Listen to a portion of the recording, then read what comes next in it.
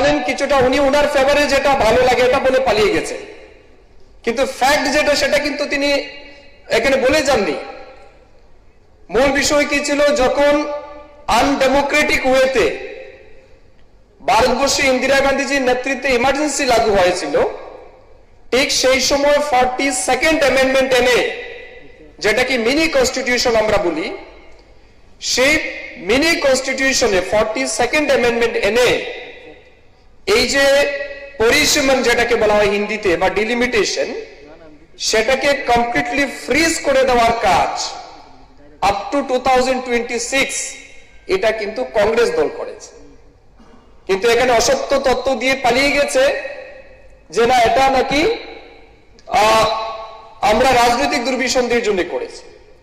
অর্থাৎ ডিলিমিটেশনের ম্যাটারটা ফ্রিজ ছিল by the Parliament by amending 42nd amendment of the Indian Constitution, যার কারণে যেহেতু ফ্রিজ ছিল, এর আগেও চেষ্টা হয়েছে 2002 সালে অটল বিহারী বাজপেয়ীর সময় চেষ্টা হয়েছে, কিন্তু মানে ওই যে 2/3 মেজরিটি না পাওয়ার কারণে সেটা আনফ্রিজ করা যায়নি।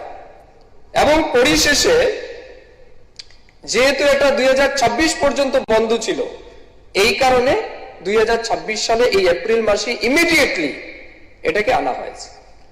এখন প্রশ্ন হচ্ছে 2023 সালে যখন নারী শক্তি বন্ধন অধিনিয়ম বিল পাস হয়, এখন 3 বছর পরে এই কারণে যে বললাম ফ্রিজ, এটাকে উইথড্র করার জন্য আগে ফার্স্ট অ্যামেন্ডিং আর্টিকেল 81 এন্ড 82 এই দুইটা অ্যাক্টকে অ্যামেন্ড করে এটাকে ফ্রিজ উইথড্র করে তারপরে এই প্রসেসটা স্টার্ট হবে। এখন 15 বছর যেহেতু সময় আছে, 15 বছর পর্যন্ত এই অ্যাক্টটা 2023 এর অ্যাক্ট ভ্যালিডিটি থাকবে। কিন্তু বলা হচ্ছে যে আপনাকে সেন্সাস করতে হবে, পপুলেশন সেন্সাস